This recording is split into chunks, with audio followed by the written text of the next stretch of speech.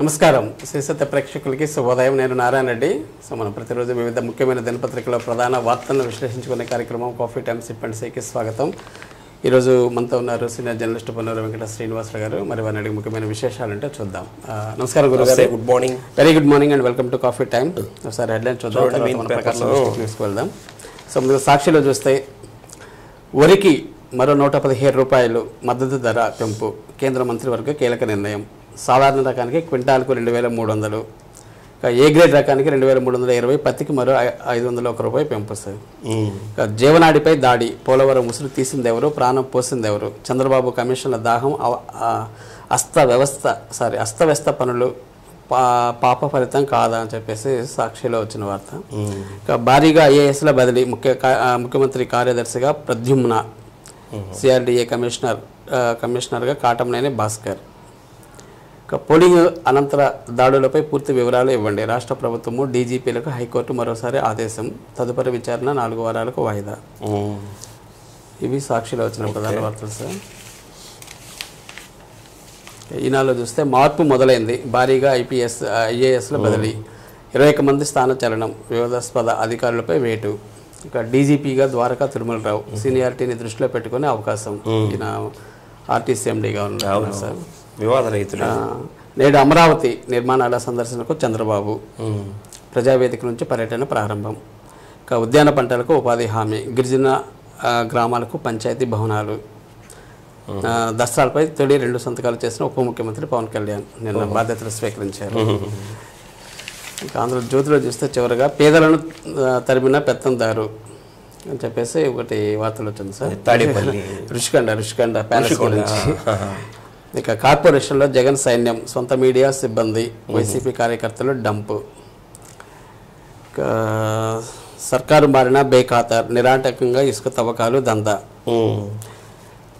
ఎలాంటి రాజధాని ఎలా మిగిలింది, పునాది నుంచి లేచిన తొలి రాజధానిగా గుర్తింపు అని చెప్పేసి ఒక వార్త వచ్చింది సార్. ఇవి సార్ ప్రధాన వార్తలు. ఇంకా జిల్లాలో చూడండి, ప్రకాశం జిల్లా వార్తలకు వస్తే వైసీపీ ప్రభుత్వంలో వ్యవస్థలన్నీ నాశనం చేశారని చెప్పేసి అంటున్నారు. వైసీపీ ప్రభుత్వం ఘన విజయం ఉంది. నిన్న జరిగినటువంటి ఎన్నికల్లో వైసీపీ ప్రభుత్వం ఓడిపోవటం, అలానే టీడీపీ ప్రభుత్వం గెలవటం, మన జిల్లాకి మంత్రిగా డోలా బాలవీరాంజనేయ స్వామి వారికి ఇవ్వటం, ఇవన్నీ చకచక జరిగిపోయినాయి. నిన్న జిల్లాలో ఉన్నటువంటి ఈ ఎమ్మెల్యేలందరితోటి జిల్లా అభివృద్ధి వేదిక సమావేశాన్ని, మొట్టమొదటి సమావేశాన్ని ఒకదాన్ని ఏర్పాటు చేశారు. జిల్లాలో ఉన్నటువంటి ఎమ్మెల్యేలు అందరూ పాల్గొన్నారు. డోల వీరాంజనేయ స్వామి వారి ఆధ్వర్యంలో ఈ కార్యక్రమం జరిగింది. కలెక్టర్ గారు, ఎస్పీ గారు వీళ్ళందరూ కూడా ఉన్నారు, జిల్లా అధికారులు వీళ్ళందరూ కూడా ఉన్నారు. దీంట్లో ఈ అధికారులే చెప్పినటువంటి విషయాన్ని వాళ్ళు కూడా అవాక్కయ్యారంట. ఈ సమావేశంలో గత ప్రభుత్వంలో చేపట్టిన వివిధ పనుల్లో డొల్లతనాన్ని సంబంధిత అధికారులే ప్రస్తావించడంతో వీళ్ళు కూడా అవాక్కయ్యారన్నటువంటి వార్తని ఆంధ్రజ్యోతిలో మనం చూస్తున్నాం. మొత్తం మీద వెలుగొండ ప్రాజెక్టు పూర్తి కాకుండానే జగన్మోహన్ రెడ్డి గారు అడవుడిగా వచ్చి దాన్ని ప్రారంభించినటువంటి వైనం, అలానే గుళకమ్మ ప్రాజెక్టులో గేటు కొట్టుకుపోతే దాన్ని కూడా బాగా చేయలేనటువంటి వైనం, ఇవన్నీ కూడా దీంట్లో ప్రస్తావన చేశారు. ఇప్పుడు దాన్ని బాగు చేయాలంటే 15 కోట్ల రూపాయలు కావాలంట. 15 కోట్లు కూడా ఇవ్వలేనటువంటి స్థితిలో గత ప్రభుత్వం ఎలా ఉందో కూడా అర్థం కానటువంటి పరిస్థితి. చంద్రబాబు నాయుడు గారు మన జిల్లా విషయానికి వస్తే ముఖ్యంగా వెలుగొండ ప్రాజెక్టుకి మొదటి ప్రాధాన్యత, ఈ మల్లవరం ప్రాజెక్టుకి 2వ ప్రాధాన్యత ఇచ్చి వెంటనే వాటిని పూర్తి చేస్తారని చెప్పి మంత్రి గారు కూడా చెప్పడం జరిగింది.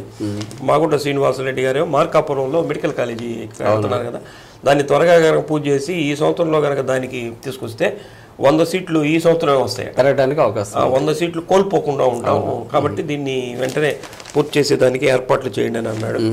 అలానే గిద్దలూరు, సోరారెడ్డిపాలెం, టంగుటూరు రైల్వే ఓవర్ బ్రిడ్జిల నిర్మాణానికి కూడా ఈ సంవత్సరంలో పనులు చేస్తామని చెప్పి వారు కూడా చెప్పడం జరిగింది.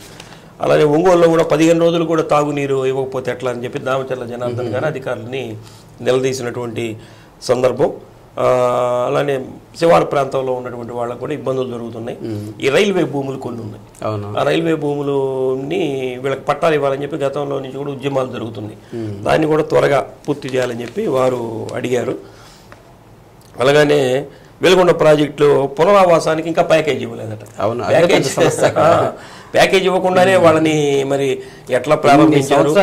ఒకవేళ నీరు కనుక బయటకు వదిలేస్తే వాళ్ళందరూ ఊళ్ళన్నీ ఏమైపోవాలి. ఆ ప్యాకేజీ గురించేమో కందుల నారాయణ రెడ్డి గారు అడిగారు. అలానే ఉగ్ర నరసింహారెడ్డి గారేమో అక్కడ ఒక విచిత్రం, అక్కడ ట్యాంకర్లు పెట్టకుండానే బిల్లులు పెట్టుకున్నారు, వాటర్ సప్లై చేసినట్టు. కాబట్టి వాళ్ళ మీద కూడా చర్యలు తీసుకోవాలని చెప్పి వారు పైప్ లైన్లు వేసినట్టు వేసారంట. అవునా, సప్లై చేసి వెళ్ళారంటే పర్లా, పైప్ లైన్ల ద్వారా నీరు ఇచ్చారు, అసలు పైప్ లైన్లు ఎక్కడ ఉన్నాయని చెప్పి ఆయన అడుగుతున్నాడు. అలానే IIITని సంతనూతలపాడు నుంచి ఏదైనా మార్చాలనే ప్రయత్నం ఏదైనా జరుగుతుంది. బిఎన్ విజయ్ కుమార్ గారు దాని మీద అడిగారు, దీన్ని ఇక్కడే ఇక్కడే సంతనూతలపాడులోనే ఉంచండి అని చెప్పి వారు కూడా అడగటం జరిగింది. అలానే గిద్దలూరులో ఇంకొక విచిత్రం, 3000 మందికి పైగా వికలాంగుల సర్టిఫికేట్ తీసుకొని పెన్షన్ తీసుకుంటున్నారు. ఇది కూడా దారుణమైనటువంటి విషయమే. సర్టిఫికేట్ ఇచ్చిన వాళ్ళు ఎవరు? 50,000 రూపాయలు పెడితే వస్తుందట. 50,000 ఖర్చు పెడితే దివ్యాంగుల ధృవీకరణ పత్రం తెచ్చుకుంటున్నారట. ఇట్లా 3,000 మంది ఉన్నారట. కాబట్టి వీటన్నిటిని కూడా ప్రక్షాళన చేయండి అని చెప్పి మొత్తం మీద జిల్లా అభివృద్ధి మీద ప్రధానంగా RWS, ఇరిగేషను, విద్య, వైద్యం, వ్యవసాయం, వాళ్ళ సమస్యలు దీని మీద అయితే మొట్టమొదటి సమావేశం జరిగింది. మొత్తం మీద జిల్లాకి మంచి రోజులు వస్తే మంచిదే. బాగానే ఉన్నాయి సార్. ఈ సమస్యలన్నీ వీళ్ళు అడిగిన సమస్యలన్నీ పరిష్కరిస్తే దాదాపు సగం సమస్యలు పరిష్కారం అవుతాయి. ప్రధాన సమస్యలు. Okay, right. ఇక రాజకీయ ఒత్తిళ్లతోటే రాజీనామా ఎవరు సార్ వీళ్ళు వాలంటీర్లుగా ఈ ఎలక్షన్ ముందు 2 నెలల ముందు రాజకీయ ఒత్తిళ్లతోటే మేము రాజీనామా చేసామండి, మాకైతే మనసులో చేయాలని లేదు అన్నటువంటి విషయాన్ని నిన్న మంత్రి గారిని కలిశారట. ఈ వాలంటీర్లు అందరూ ఈ నగరపాలక సంస్థ, ఒంగోలు నగరపాలక సంస్థ చెందిన వాలంటీర్లు చేసుకున్నారట. రాజకీయ ఒత్తిళ్లతోటి మేము రాజీనామా చేశాం, కానీ మాకు సొంతగా రాజీనామా చేయాలని లేదు, కాబట్టి మాకు కొద్దిగా మమ్మల్ని కనికరించి మళ్ళీ మా పోస్టులు మాకు ఇవ్వండి అని చెప్పి అడుగుతున్నారు. ఏదో చంద్రబాబు నాయుడు గారు 10,000 రూపాయలు ఏదో చేస్తారని చెప్పినట్టున్నారు. కాబట్టి ఇలాంటి తరుణంలో ఏంటంటే పాపం 10,000 రూపాయలు పోతాయి కదా, అంటే ఎక్స్పీరియన్స్ కూడా ఉంది. సరే, వాళ్ళు వాలంటీర్లు అంటే మామూలు సాధారణ వ్యక్తులే, వాళ్ళకి పెద్ద పెద్ద అధికారుల మీద రాజకీయ ఒత్తిడి ఉంటే వీళ్ళే ఉంది పాపం. మొత్తం మీద ఏదైనా వాళ్ళకి అనుకూలంగా ఆ మంత్రి గారు కూడా జోక్యం చేసుకుని ఉద్యోగాలు ఇచ్చారనుకోండి, పాపం నిరుద్యోగులు మళ్ళీ పోతే ఇంకో ఏం చేయాలో కూడా తెలియదు. కాబట్టి ఇటువంటి వాళ్ళని కొద్దిగా ఎక్స్క్యూజ్ చేసి మళ్ళీ ఇస్తే మంచిది. మొత్తం మీద వాళ్ళందరూ కూడా నేను రిప్రజెంటేషన్ ఇచ్చారు ఆయనకి. ఏం జరుగుతుందో చూడాలి. ఎంపీ మాగుంటకు పలువురు సత్కారం సార్.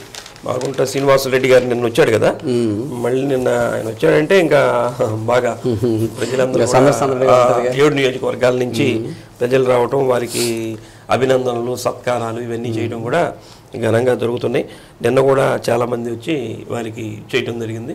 నిన్న ప్రధానంగా ఆయన కూడా ఈ సమీక్ష సమావేశంలో 7 నియోజకవర్గాల సమస్యలు వాటి గురించి కూడా ప్రస్తావన చేశారు.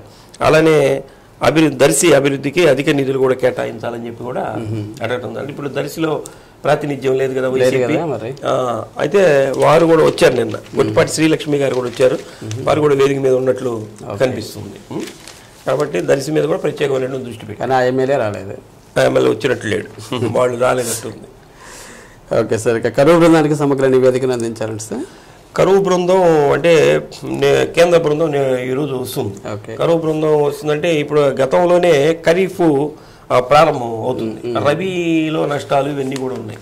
కాబట్టి అంతకుముందే రావాల్సింది వీళ్ళు, మరి ఏదో ఇప్పుడు వస్తున్నారు.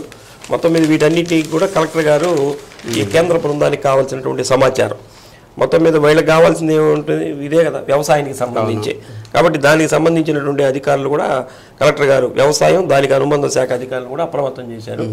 ఈ కరువు బృందం వచ్చినటువంటి వాళ్ళకి సమగ్రమైనటువంటి సమాచారం ఇవ్వటం, ఫోటో ఎగ్జిబిషను లాంటిది ఏర్పాటు చేయటం, ఏ ప్రాంతంలో ఏ మండలంలో ఎంత నష్టం వచ్చిందని చెప్పి వాళ్ళకి సమగ్రం తెలియజేయటం, కావాలంటే సైట్ విజిట్ చేసుకెళ్ళి అక్కడ ఆ వాతావరణం అవన్నీ కూడా వాళ్ళకి చూపించమని చెప్పి అధికారులకైతే దిశానిర్దేశం చేశారు. మొత్తం మీద కరువు బృందం వెళ్ళి ఒక నివేదిక ఇచ్చింది అనుకోండి, కేంద్ర ప్రభుత్వం నుంచి కొంత నిధులు వస్తాయి. కరువు మండలాలుగా ప్రకటిస్తే ఇంకా ఎక్కువ నిధులు. కరువు మండలాలే అసలు మన జిల్లాలో ఏముంది కాబట్టి అన్ని జిల్లాలు కరువు, అన్ని కరువే. కాబట్టి ప్రకటిస్తే కేంద్రం అన్నా కొంత డబ్బులు ఇచ్చేదానికి అవకాశం ఉంటుంది. ఓకే సార్, మరి కొన్ని వార్తలు చూస్తాం, చిన్న బ్రేక్ తీసుకున్నాం సార్. కాన్ఫిడెన్స్ ఇప్పటిలో వచ్చిన విరామం. State welcome back. ఇదేంటి సార్, శ్రీగిరి బ్రహ్మోత్సవాలతో దామచర్ల దంపతులు పాల్గొన్నారు. నిన్న శ్రీగిరి బ్రహ్మోత్సవాల్లో స్వామివారి కళ్యాణం జరిగింది. సాయంత్రం కూడా ఏదో నగరోత్సవం ఇవన్నీ చేశారు. ఓకే. ఆ సందర్భంగా దామచర్ల జనార్దన్ గారు కూడా దంపతి సమేతంగా అక్కడ పాల్గొన్నారు.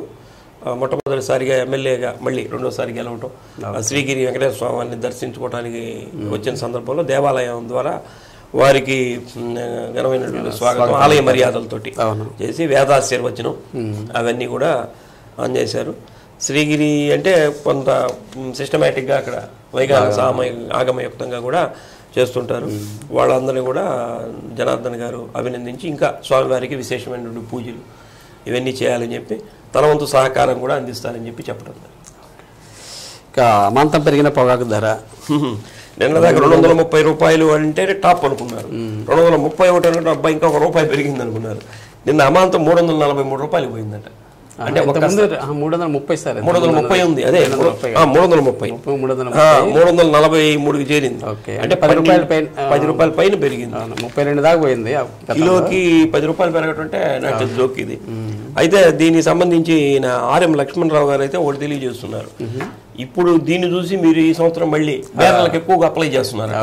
చేయవాకంటే నెక్స్ట్ ఇయర్ నష్టం వచ్చేదానికి అవకాశం ఉంటుందేమో, నష్టపోతారు.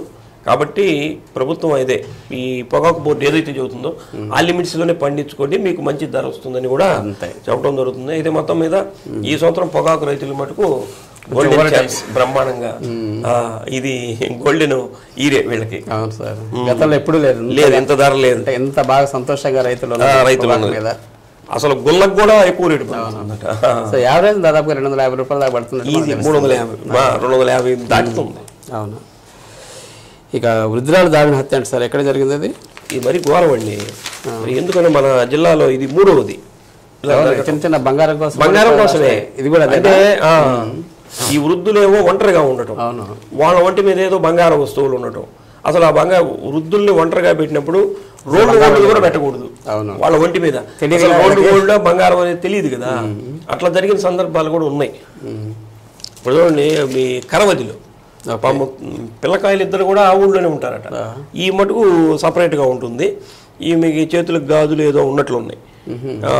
మెడలో బంగారు గాజులు, చేతికి గాజులు కూడా, బంగారు గొలుసు, చేతులకు గాజులు కూడా ఉన్నాయట. చూడండి, పెద్ద 80 ఏళ్ల వయసు ఉంది ఆమెకి. ఊపిరాడకుండా చేసి దోచుకెళ్ళినట్టు కూడా తెలుస్తుంది. ఇది గతంలో కొత్తపట్నంలో కూడా ఒక వృద్ధురాలు ఇలానే చేశారు.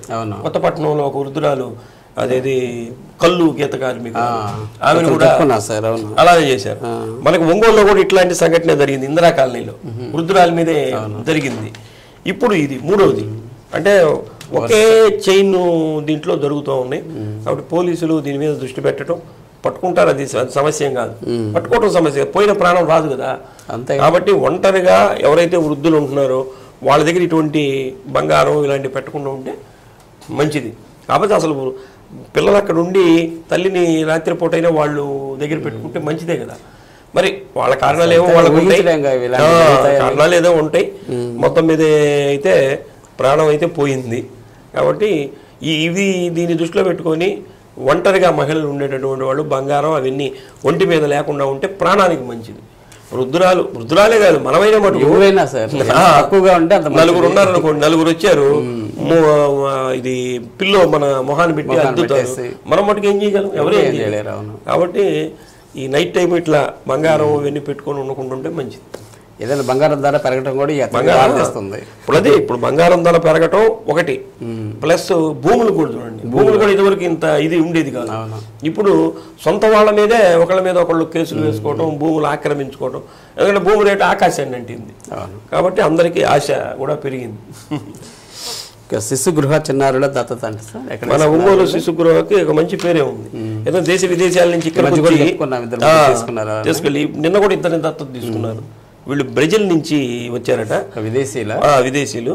అంటే గతంలో తీసుకెళ్ళిన వాళ్ళు వీళ్ళకి చెప్పుంటారు, లేకపోతే వాళ్ళకి ఎట్లా తెలుస్తుంది. ఇక్కడికి వచ్చి ఒక పాపని దత్తత తీసుకున్నారు. అలాగే బెంగళూరుకి చెందినటువంటి వాళ్ళు కూడా, పిల్లలు లేని వాళ్ళకి వాళ్ళు కూడా ఇంకో బాబుని దత్తత తీసుకున్నారు.